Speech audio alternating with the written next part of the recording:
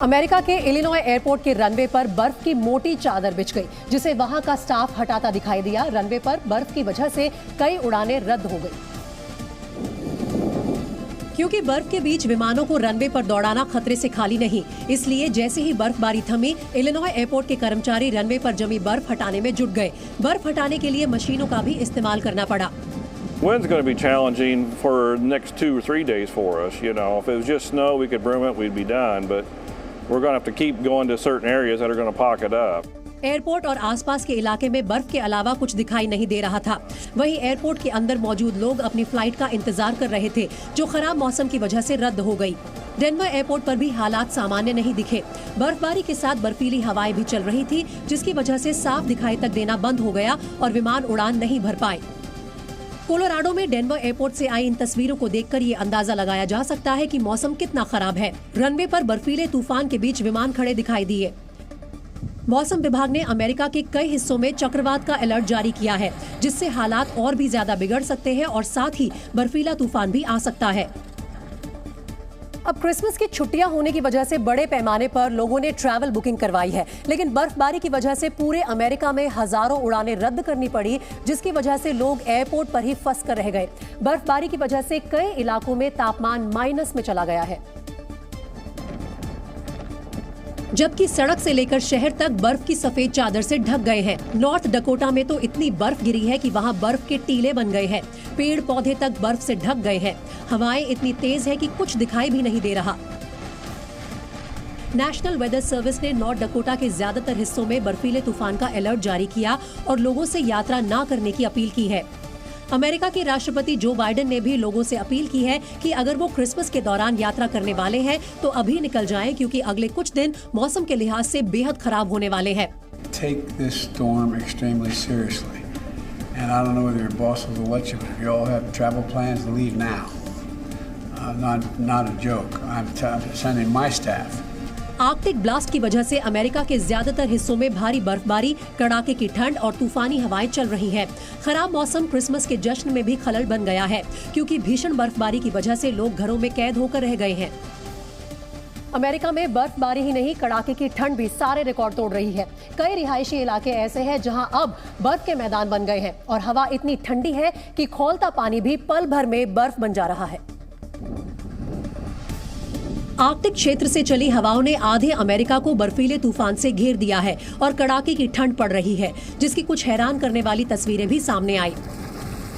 Montana में इतनी ठंड है कि जब एक लड़की ने खौलते हुए पानी को हवा में उछाला तो वो जमीन पर गिरने से पहले ही बर्फ बन गया।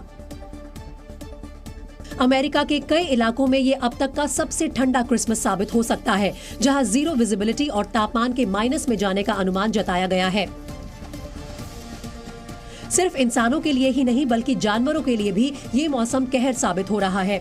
मोंटाना में मवेशी बर्फ में दौड़ते दिखाई दिए। यहाँ कभी इनके बाड़े और घास के मैदान थे, जिसे बर्फ ने पूरी तरह ढक लिया है। बर्फीला तूफान कैसा होता है, ये डैशबोर्ड कैमरे से बनाई गई इस वीडियो को देखकर अंदाजा लगाया जा सकता है। मिनेसोटा में तेज बर्फीली हवाओं की वजह से जीरो विजिबिलिटी हो गई है। नेशनल वेदर सर्विस के मुताबिक 100 किलोमीटर प्रति घंटे की रफ्तार से बर्फीली हवाएं चलेंगी और तापमान 0 से 40 डिग्री नीचे तक जा सकता है।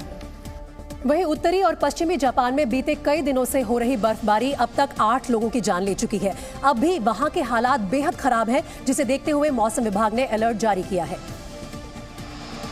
और लोगों से अपील की है कि वो पूरी सावधानी बरतें, क्योंकि बर्फीले तूफान की वजह से हालात और खराब हो सकते हैं। जापान के सपोरो शहर में सड़कों पर बर्फ की मोटी परत जमी दिखाई दी।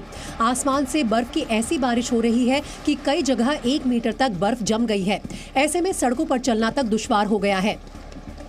जापान के उत्तर पश्चिम इलाके में 17 दिसंबर से बर्फबारी हो रही है, जिसमें अब तक 8 लोगों की जान जा चुकी है और कई लोग घायल हो गए हैं।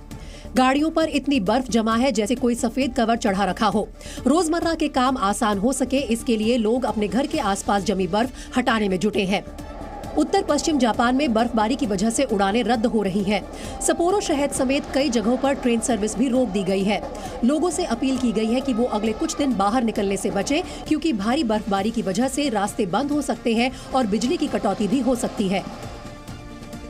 कतर में फुटबॉल वर्ल्ड कप के बाद अब सऊदी अरब में एक और इंटरनेशनल स्पोर्टिंग इवेंट होने वाला है। लेकिन ये कोई साधारण स्पोर्टिंग इवेंट नहीं होगा, बल्कि विंटर गेम्स होंगे और इसके लिए रेगिस्तान के एक बड़े हिस्से में बर्फ जमाई जाएगी।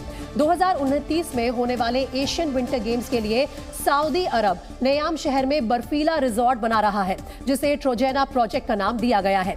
जानकारी के मुताबिक 60 स्क्वायर किलोमीटर में फैले ट्रोजेना रिजॉर्ट्स में स्कीइंग समेत तमाम विंटर गेम्स के लिए स्पेशल अरीना बनाए जाएंगे, जहां skiing, ice hockey, snowboarding, ski jumping और स्केटिंग समेत तमाम विंटर गेम्स का आयोजन होगा। विंटर गेम्स के लिए पहाड़ियों से घिरे नयाम शहर में आर्टिफिशियल बर्फ जमाई जाएगी। सऊदी अरब ट्रोजेना प्रोजेक्ट पर 40 लाख करोड़ रुपए से ज्यादा रकम खर्च करेगा, जबकि कतर में फीफा वर्ल्ड कप के आयोजन पर करीब 18 लाख करोड़ रुपए ही खर्च हुए थे। बताया जा रहा है कि ट्रोजेना प्रोजेक्ट आकार में न्यूयॉर्क शहर से 33 गुना बड़ा होगा। बताया यह भी जा रहा है कि विंटर गेम्स के आयोजन के बाद इस इलाके को टूरिस्ट स्पॉट बना दिया जाएगा, जहां रेगिस्तान के बीच 12 महीने बर्फ जमी रहेगी। इस स्कीइंग रिजॉर्ट में होटल्स के 3600 कमरे और 2200 सुपर लग्जरी अपार्टमेंट्स होंगे, जहां दुनिया भर के टूरिस्ट ठहर सकेंगे। लव जिहाद का शिकार बनी श्रद्धा के पिता विकास वालकर आज बीजेपी नेता किरित सोमैया के साथ दिल्ली पुलिस के हेडक्वार्टर्स पहुंचे। इस दौरान उन्होंने पुलिस कमिश्नर से मुलाकात की और श्रद्धा को इंसाफ दिलाने की मांग की। मेरी बच्ची को न्याय मिलना चाहिए और इसके ऊपर जरा ध्यान दीजिए और इसके केस को फास्ट ट्रैक में लाए।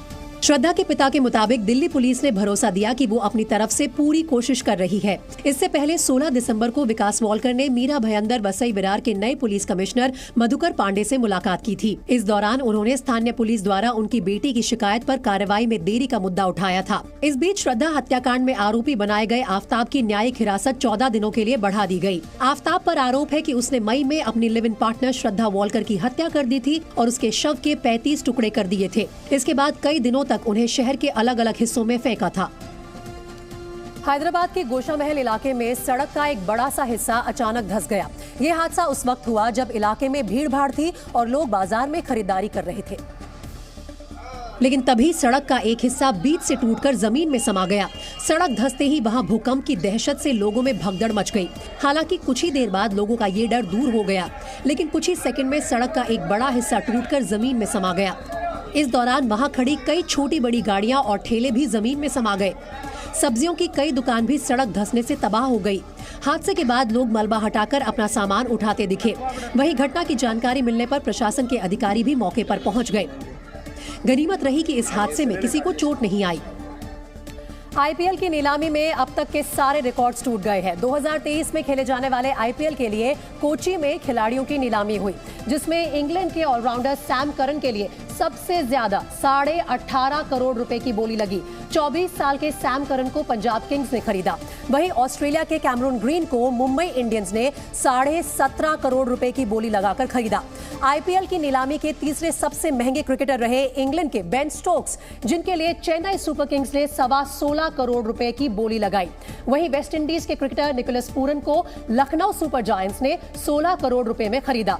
और भारतीय क्रिकेटरों की बात करें तो मयंक अग्रवाल सबसे महंगे बिके, जिनको सनराइजर्स हैदराबाद ने 8.25 करोड़ रुपए में खरीदा। वहीं मेरठ के हस्तिनापुर इलाके में गुप्त सुरंग मिली है। मेरठ के हस्तिनापुर क्षेत्र में एक तालाब के पास प्राचीन काल की सुरंग मिली है। दावा है कि ये सुरंग महाभारत काल की है। एसडीएम के पुरातत्व विभाग को जानकारी देने के बाद कार्बन डेटिंग की कवायद शुरू हो गई है। लखनऊ में ओवरलोड ट्रक के पलटने से सड़क किनारे खड़े एक मासूम की मौत हो गई। वहीं उसके पिता गंभीर रूप से घायल हो गए। पुलिस ने घटना का संज्ञान लेते हुए केस दर्ज कर लिया है। हैदराबाद के गोशा महल इलाके में सड़क धंसने से भारी नुकसान हुआ है। फिलहाल सड़क धंसने की वजह सड़क के नीचे जल भराव बताई जा रही है। पुलिस और नगर निगम के अधिकारी मौके पर मौजूद हैं। आईपीएल 2023 के लिए आज कोची में मिनी ऑक्शन रखा गया। इस ऑक्शन में बिकने वाले इंग्लैंड के सैम करन सबसे महंगे खिलाड़ी रहे, जिन्हें पंजाब किंग्स ने 18.5 करोड़ में खरीदा। सैम करन आईपीएल इतिहास के सबसे महंगे खिलाड़ी बन गए हैं। और सोशल मीडिया पर एक शख्स के कलाबाजी दिखाने का वीडियो तेजी से वायरल हो रहा है।